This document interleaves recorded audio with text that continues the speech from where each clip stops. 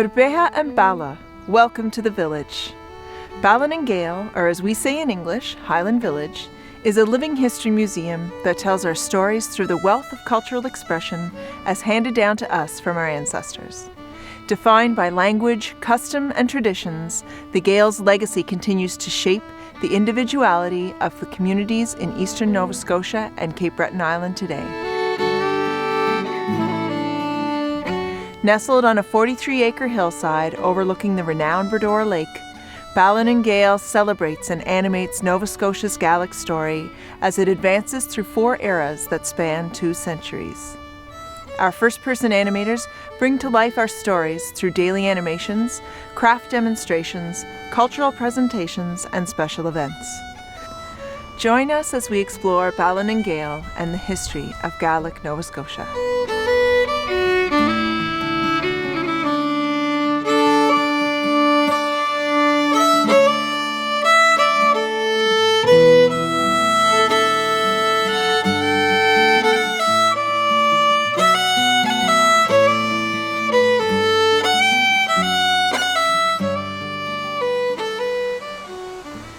The Baile in Gael story begins in the Highlands and Islands of Scotland.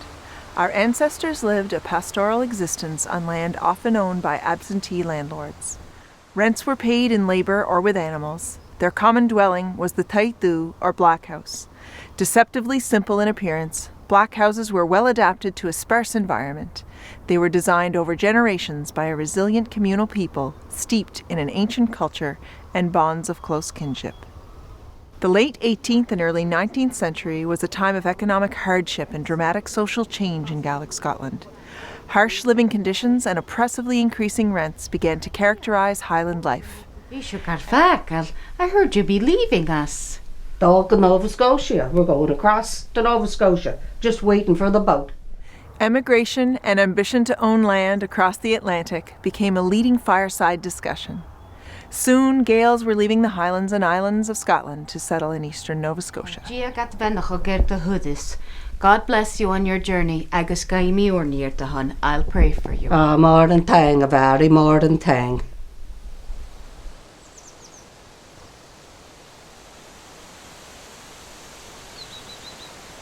Immigrating by tens of thousands, our Gaelic ancestors formed new communities according to geographic origin, kinship groups, and religiosity. Their new Nova Scotia homes became as Gaelic in character as the districts they left behind. Oh, come on, come on, hey. Freedom from oppression and new opportunities were embraced by arriving Gaels. Well suited to an outdoor way of life, our ancestors were met by the dense Acadian forest and an unaccustomed climate. The Gaels began their labours sheltered in log homes as they arduously cleared land for making fields. Long days of hard work ended by the fireside with stories, song, and talk of the day. Neighbours welcomed newcomers arriving late in the year who were often unprepared for the harsh winter. She can stay with us until her husband finishes the cabin. I wouldn't put her out in the winter coming. She could help me dig the potatoes. Does she have the English? Oh, let me make you something to eat. Papa lads.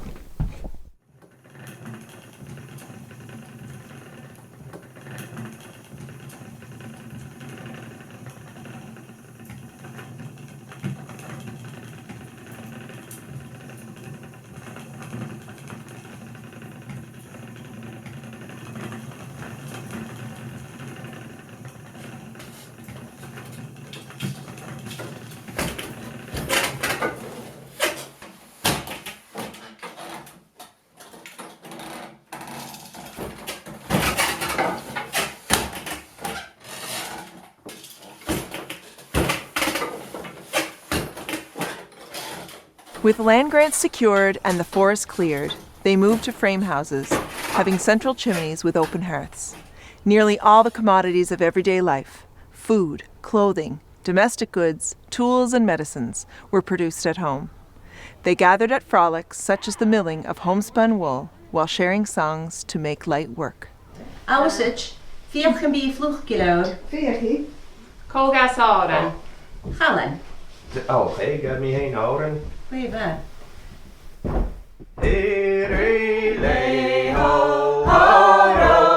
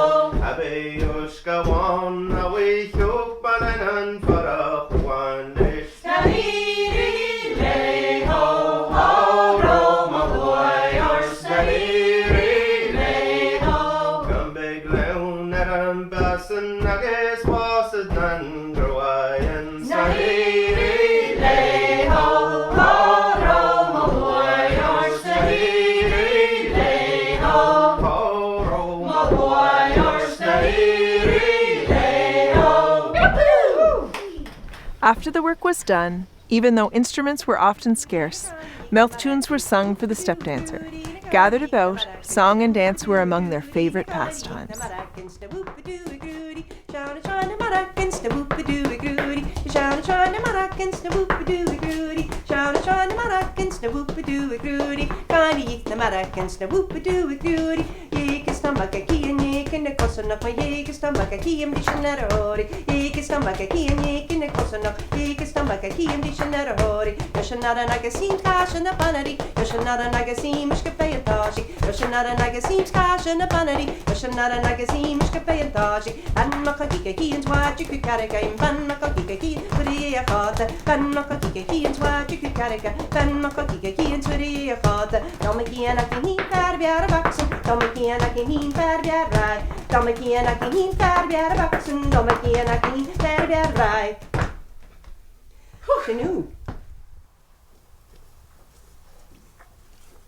Jemmer Hasha. Come on. Can I ask you pain? Hashing a shaw. I fast bra reached. Getting warm again. As crops grew and livestock increased, Gaels began to build bigger barns to safeguard animals from the elements. In a rural economy with little money and few commercial wares, life was labor-intensive. Living close to nature, they can read its signs. Traditions included portents and forerunners of future events, such as marriage, birth, and impending death. It won't last that long anyway. No. Well, anyway, so I gotta head back down the field. I got a few cows to attend to, but I'll see you the first of next week whenever you need help with the Okay, house. then that's good. Be me getanking. Be Benaclet.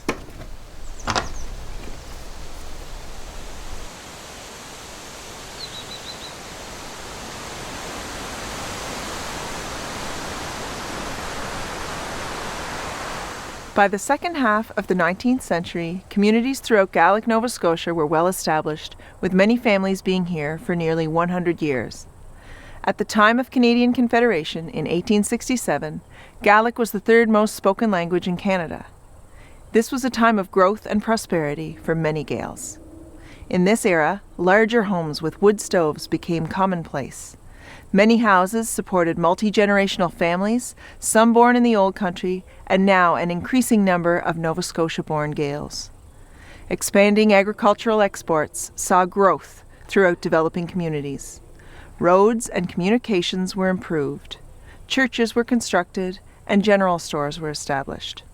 Goods once made at home can now be bartered at the general store. Although this is a time of prosperity, improved modes of transportation have inspired curiosity of life outside their communities. Some young Gaels have started to move away to look for new opportunities. Gaelic remained the language of home and community. New stories and songs began to reflect the experience here in Nova Scotia.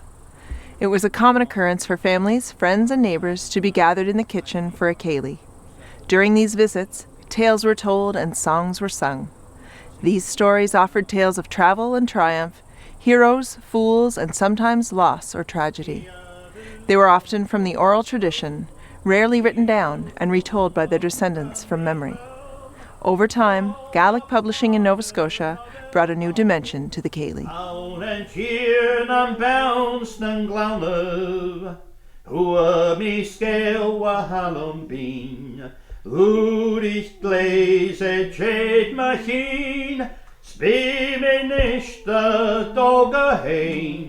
Geta mi sa chael a fawach bi a butrums toke phone.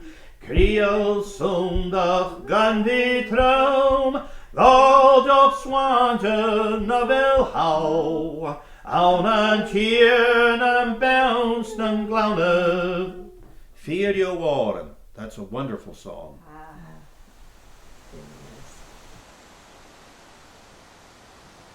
While external political and social changes started to impact daily lives, language, culture, and kinship remained core to the Gaels' identity. Access to consumer goods improved with the introduction of the railway. The general store enabled the purchase of needed staples. Other merchandise was made available through the catalogue. Barter for eggs and butter was a regular form of transaction, and an increasing use of cash was seen over the counter. Extending credit was also a common practice. The store was a convenient location for the post office, handling mail orders, as Gaels stayed in touch with folks living away. I was thinking it might belong to your husband, Michael Red Rory. Oh. Mickey John H. was in this morning. It didn't belong to him. Kind of shin. Coasahanaga. Where's it coming from? Sound of Detroit, Michigan. Do you have any relatives there? Well, Hachmigavel. I have some relations down in the Boston States. But I'm wondering if that could be for Michael Vorochi. I believe he has a son working down there. Shake. Well, there's so many Michael McNeils around here anyway. Somebody will come looking for it, I'm sure. Isgavel.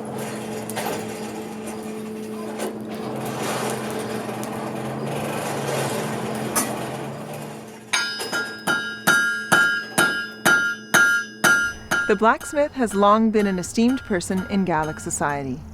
Even though consumer goods were readily available from merchants, his skills remained crucial to the rural way of life. The forge was a combined hardware store and repair shop, addressing everything from horseshoes to wagon wheels. Men gathered here to share stories about their days and plan for the future while the blacksmith worked.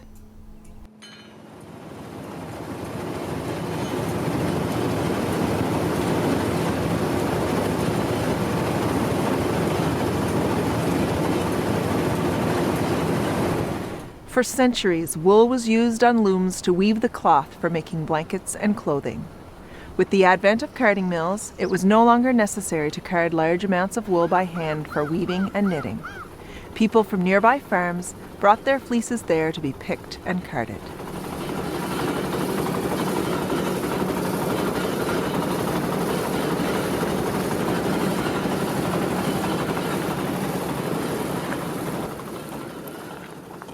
Hi, Hamish, how are you? I can't stop. I'm trying to get this into the wool in there.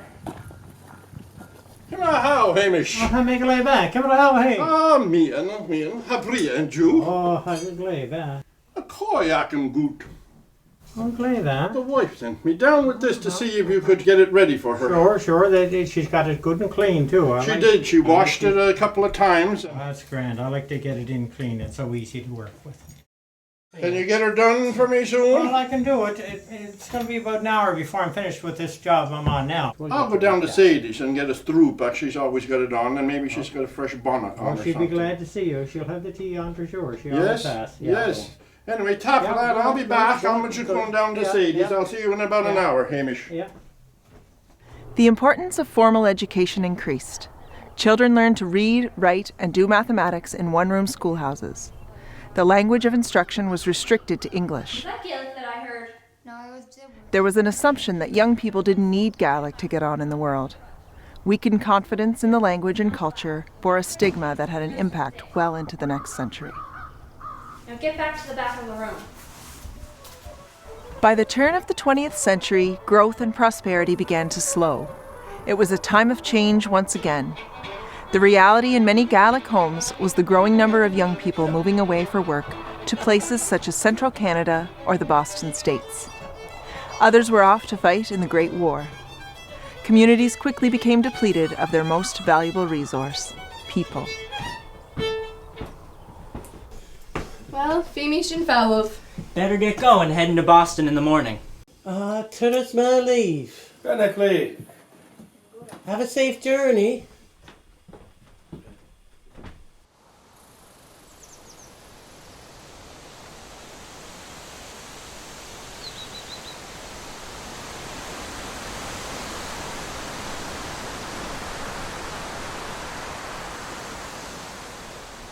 This is a song that was composed in Cape Breton, and it's one my mother taught. And I want you guys to learn it, okay? Avelo Chesha. Wako yano rabaho niandam boyo wako yano rabaho. In spite of a continued decline throughout the 20th century, Gaelic language and culture remains integral to the identity of our rural communities. Gaelic song and music continue to be part of communal gatherings, at household ceilidhs and milling frolics. Though our songs and stories are less likely to be passed on from one generation to the next, community-based events, advocacy groups, and cultural institutions advance and celebrate contemporary Gaelic Nova Scotia.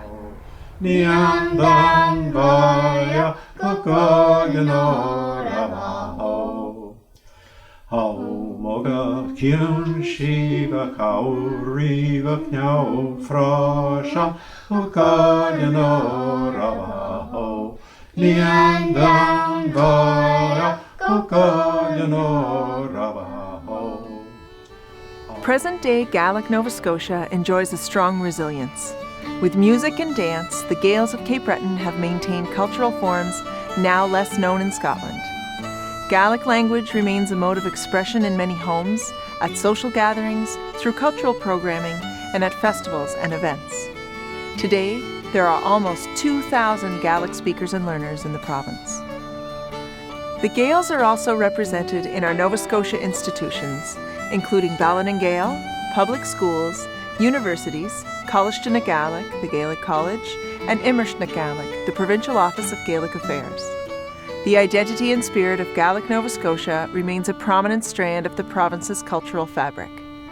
Baile Gael strives to serve and represent its community with programming complementary to a living culture. As a cultural institution, Baile Gael is recognized for its first-person animation, community outreach, scholarly presenters, research, and educational innovation. We hope you have enjoyed this short overview of our Nova Scotia Gaelic story as told through our Folklife Centre. We encourage you to further explore our rich culture and the stories of our people. Lenav dwu ri clú ver shinshir, uphold the renowned ways of your ancestors.